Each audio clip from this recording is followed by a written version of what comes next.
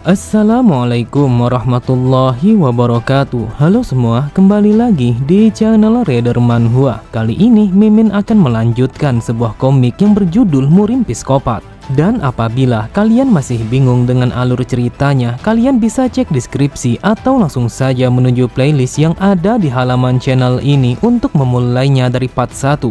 Tanpa basa-basi lebih jauh, mari kita masuk di part 7.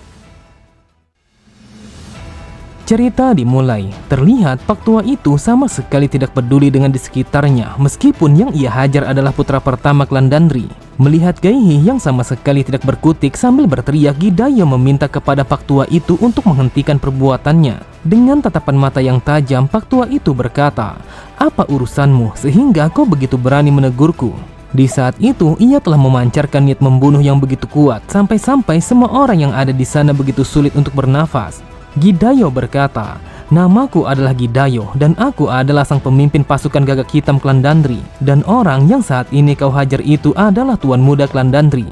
Sambil bersiap menarik bilah pedangnya, Gidayo melanjutkan kata-katanya, "Jika dirimu tidak menyingkirkan kakimu dari tuan muda sekarang juga, maka aku sama sekali tidak akan tinggal diam."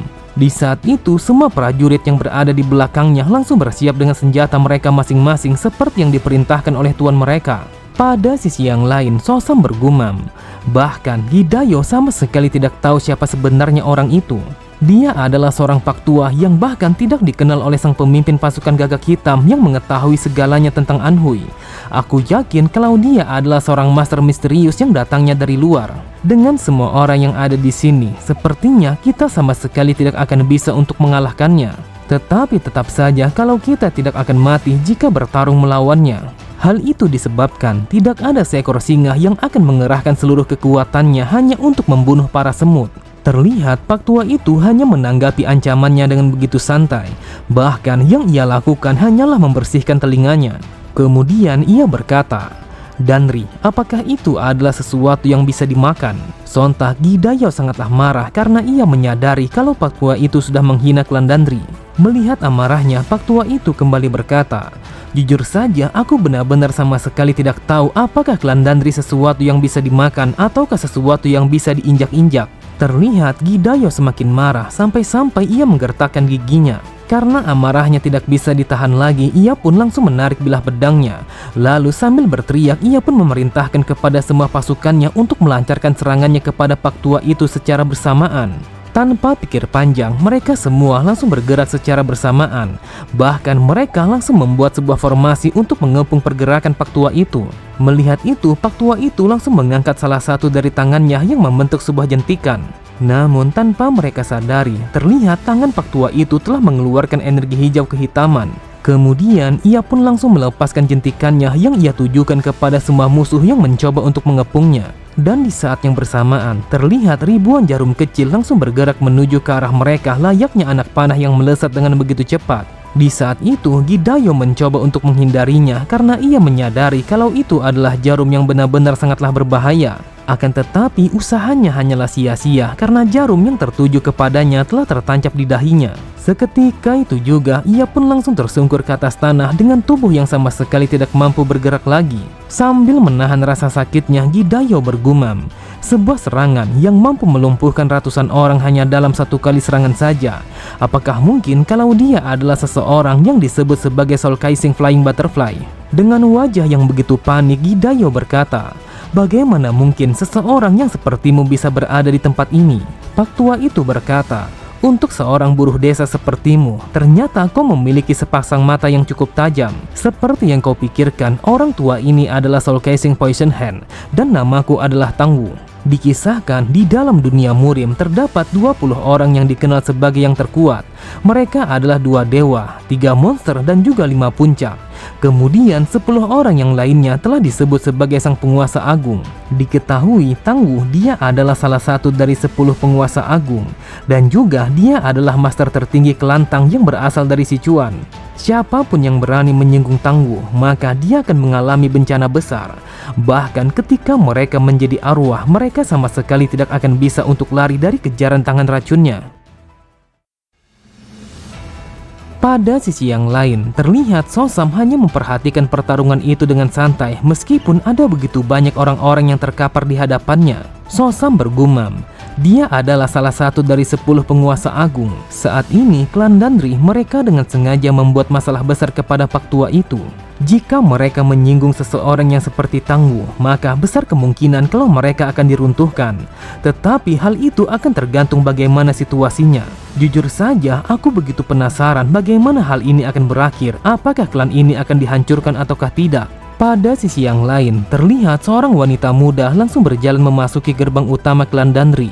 Lalu wanita itu berkata, "Kakek, akan lebih baik kalau kita pergi sekarang juga. Mereka hanyalah orang desa yang sama sekali tidak mengetahui apa-apa." Terlihat Pak Tua itu hanya berdiam.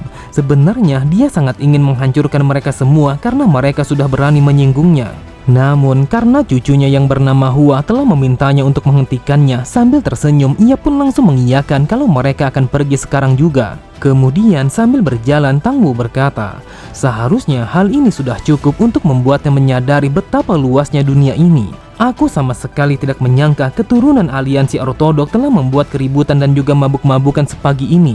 Sejujurnya, dengan sifatku yang seperti ini, aku sangat ingin menghabisinya. Tetapi aku tidak bisa bersikap kejam kepada seseorang yang berasal dari ortodok."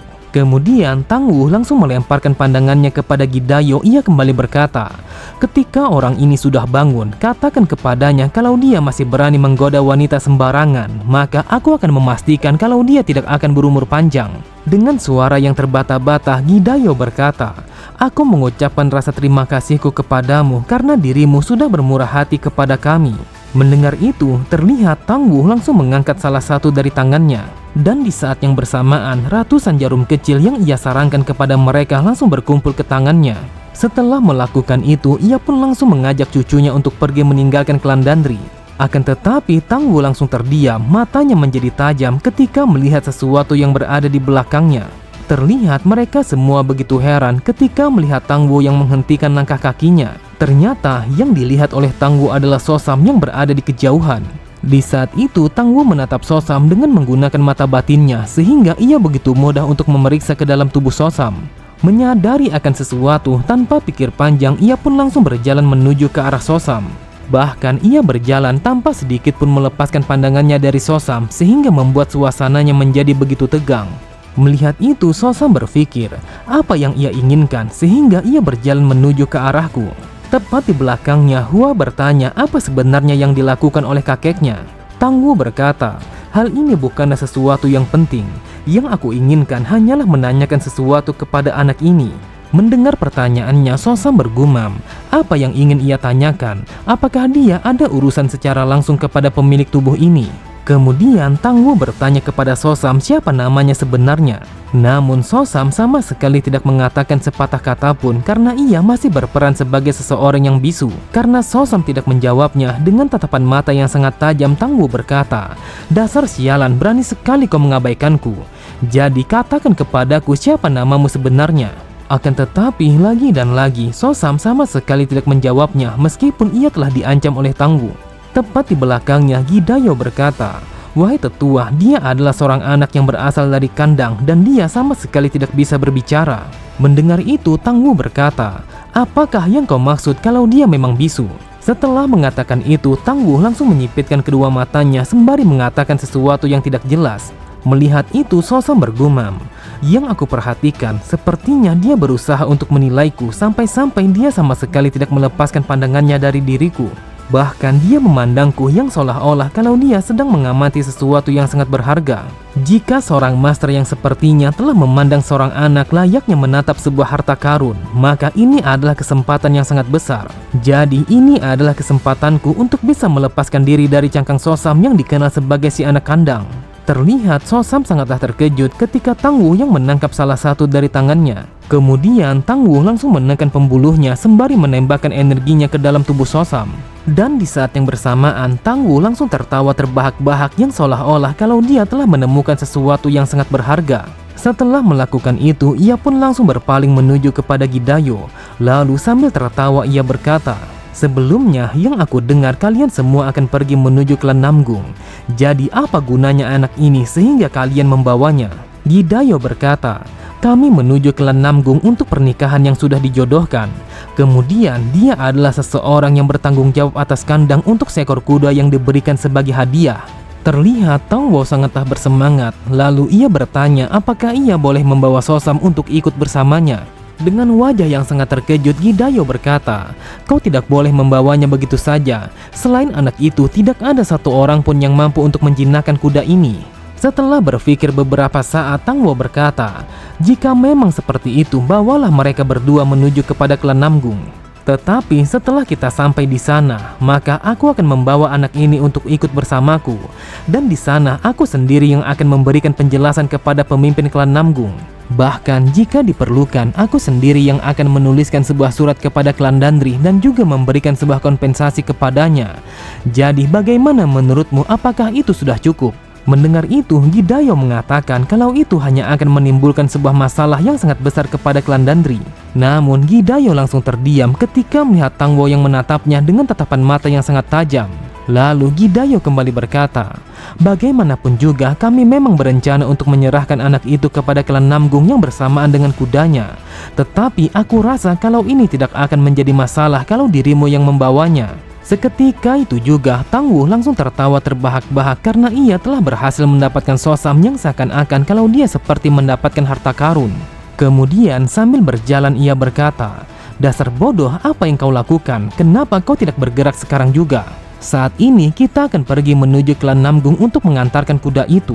Terlihat Gidayo sangatlah kesal, namun dia sama sekali tidak bisa berbuat apa-apa karena orang yang ia hadapi saat ini adalah salah satu dari 10 penguasa agung. Lalu sambil berteriak, ia pun memerintahkan kepada anggotanya untuk membawa putra pertama menuju kediaman seorang tabib. Setelah itu, ia pun memerintahkan kepada mereka untuk pergi menuju Klan Namgung dengan mengikuti sebuah jalan yang dipimpin oleh Tang Wo. Dan di saat yang bersamaan, terlihat Tang Wo hanya tertawa terbahak-bahak karena ia begitu puas setelah berhasil menemukan sesuatu yang sangatlah berharga. Cerita berpindah ketika hari sudah malam. Akhirnya mereka semua telah sampai pada sebuah penginapan yang berada di perjalanan. Kemudian Gidayo mengatakan kalau mereka akan menginap di tempat itu. Tanpa pikir panjang, mereka semua langsung melepaskan penat mereka di dalam penginapan sembari menikmati semua hidangan yang dipersiapkan untuk mereka. Namun beda halnya dengan Sosam, dia beristirahat di dalam kandang kuda sama seperti yang biasanya ia lakukan di Klan Dandri. Sosam bergumam, "Setelah pertarungan melawan Black Snake, akhirnya aku pun sudah banyak mengalami perkembangan di dalam menggunakan inventaris. Saat ini aku bisa memunculkan segala sesuatu di sekitarku dalam jarak sekitar 1 meter. Tetapi jika aku terus berlatih, mungkin saja aku bisa memperluas jaraknya lagi. Berkat inilah aku bisa mengeluarkan banyak pedang dan juga banyak mayat dari dalam inventory. Bahkan aku juga mampu menembakkannya sehingga menjadikannya sebagai serangan kejut. Namun tembakan dari inventory tidak terlalu cepat sehingga apabila bertarung melawan seorang master, maka ia akan mudah untuk menghindarinya." Di saat itu, Sosam telah melepaskan segenggam pasir yang berada di tangannya. Namun sebelum jatuhnya pasir itu ke atas tanah, Sosam langsung membuka inventorinya agar pasir itu kembali ke dalam penyimpanan. Kemudian di saat yang bersamaan, pasir-pasir itu langsung berpindah ke tangannya hanya dalam sekejap mata. Sosam berkata, "Saat ini aku juga sudah sangat mahir memindahkan sesuatu dari tangan satu ke tangan yang lainnya dalam waktu yang begitu singkat. Tetapi ada satu hal lagi yang ingin aku kuasai dengan sempurna." Di saat itu, Sosam langsung memasukkan segenggam pasir ke dalam mulutnya yang seolah-olah kalau dia sedang memakan pasir itu. Tetapi di saat yang bersamaan, semua pasir itu langsung keluar begitu saja ketika Sosam yang membuangnya melalui inventory. Sambil tertawa, Sosam berkata, "Apapun yang masuk ke dalam tubuhku, entah itu disengaja ataupun tidak disengaja, maka aku akan bisa memindahkannya ke dalam inventory. Aku yakin kalau ini adalah teknik yang diberikan oleh dewa. Jadi aku akan menyebutnya sebagai inventory surgawi." Terlihat Sosam langsung menutup inventorinya ketika menyadari ada seseorang yang masuk ke dalam kandang. Ternyata seseorang yang datang ke tempat itu adalah Hua. Ia berkata, "Aku tidak tahu apa sebenarnya yang dilihat oleh kakekku sampai-sampai ia memintaku untuk membawa orang ini ke ruangannya." Lalu dengan tatapan mata yang datar, ia pun meminta kepada Sosam untuk ikut bersamanya. Terlihat semua orang yang berada di dalam penginapan langsung melemparkan pandangannya kepada Sosam ketika melihat Sosam yang berjalan mengikuti wanita itu. Mereka bertanya-tanya apa sebenarnya yang diinginkan oleh Tang Wu sehingga ia begitu tertarik kepada Sosam yang hanya merupakan seorang penjaga kandang. Dan di dalam sana, terlihat Tang Wu sudah menunggu kedatangannya sambil berduduk di atas sebuah matras. Kemudian ia pun memerintahkan kepada Sosam untuk duduk di hadapannya dengan posisi meditasi. Tanpa pikir panjang, ia pun langsung berjalan menuju ke arah depan seperti yang diperintahkan oleh Tang Wu. Lalu ia pun langsung duduk di atas matras dengan posisi seperti sedang bermeditasi. Tang Wu berkata, "Sebelum kita memulainya, maka kau harus melepaskan semua pakaianmu sekarang juga." Melihat Sosam yang sudah telanjang, Tang Wu kembali berkata, "Yang aku perhatikan, ternyata fisikmu tidaklah seburuk itu." Setelah mengatakan itu, Tang Wu langsung mengambil sesuatu yang ia selipkan di balik bajunya. Ternyata itu adalah sebuah kotak yang berisi dengan ratusan jarum emas yang dikenal sebagai Dragon Phoenix. Tepat di belakangnya, Hua berkata, "Kakek, apa sebenarnya yang kau rencanakan sehingga kau ingin menggunakan jarum itu?" Namun Tang Wu sama sekali tidak menghiraukan pertanyaan yang dilontarkan oleh cucunya. Tang Wu berkata, "Wahai anak muda, apakah kau sudah dengar sebuah pepatah yang mengatakan jeruk mandarin yang sangat manis telah berubah menjadi jeruk pahit? Dan itu artinya sebuah jeruk yang ditanam pada wilayah Huainan akan berubah menjadi pahit ketika ditanam pada wilayah utara. Aku yakin kalau dirimu akan paham dengan apa yang aku katakan." Seketika itu juga, Sosam langsung menyadari sebuah makna yang dikatakan oleh Tang Wu. Ia mengatakan jeruk mandarin dari Huainan akan berubah menjadi pahit ketika ditanam di utara. Jika Huainan adalah klan Danri, maka wilayah utaranya adalah Kelantang. Dan apabila jeruk mandarin adalah Sosam, maka jeruk pahit itu adalah aku yang terlahir sebagai anggota keluarga Tang. Kemudian Tang Wu kembali berkata, "Mulai dari sekarang aku akan melakukan sesuatu yang sangat besar kepadamu. Dan ini akan sangat menyakitkan, yang bahkan kau akan berpikir kalau kematian adalah yang terbaik. Tetapi jika dirimu mampu bertahan dan juga selamat, maka aku akan memberimu sesuatu yang lebih dari itu. Bahkan aku juga akan menyembuhkan kebisuanmu." Tepat di sampingnya, Hua berkata, "Kakek, apa yang kau lakukan? Entah mengapa kau melakukan sesuatu yang sangat serius seperti ini tanpa persetujuan dari para tetua." Namun Hua langsung terdiam ketika melihat Tang Wu yang menatapnya dengan tatapan mata yang sangat tajam. Namun tanpa mereka sadari, meskipun mereka berbicara dengan begitu pelan, akan tetapi hal itu sama sekali tidak bisa menghalangi Sosam untuk bisa mendengarkannya. Mendengar percakapan mereka, Sosam bergumam, ternyata itu yang direncanakan oleh Pak Tua itu. Setelah berbicara kepada cucunya, Tang Wu langsung melemparkan pandangannya kepada Sosam. Lalu sambil mengambil sebuah jarum yang bercahaya, ia berkata, "Anak muda, apakah kau sudah siap untuk menerima sebuah marga yang berasal dari Kelantang?" Oke semua, cukup sampai di sini dulu pembahasan alur cerita kita. Sampai jumpa di video selanjutnya. Wassalamualaikum warahmatullahi wabarakatuh.